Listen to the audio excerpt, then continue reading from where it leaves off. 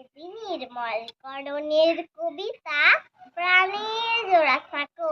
ওঠ রে খোকো ঘুম থেকে, মা নাড়ছে ঘরের কড়া, মঞ্চে উঠে বলবে সে যে সহজ পাখির ছড়া। সুর বেঁধেছে তানপুরাটা, দেবীর হাতে ধরা।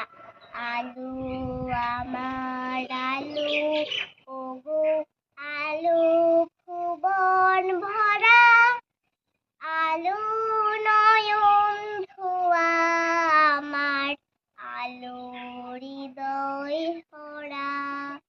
নেই পাখি মন আজকে সবাই ছাতিম তলায় ছোটে, সেট করবি জুঁই চামেলি আপন মনে ফোটে। বলল এসে বাউরি বাতাস, কবির ছবি আঁকো, মন উদাসী ইচ্ছে হাঁটা, প্রাণের জোড়া সাঁকো।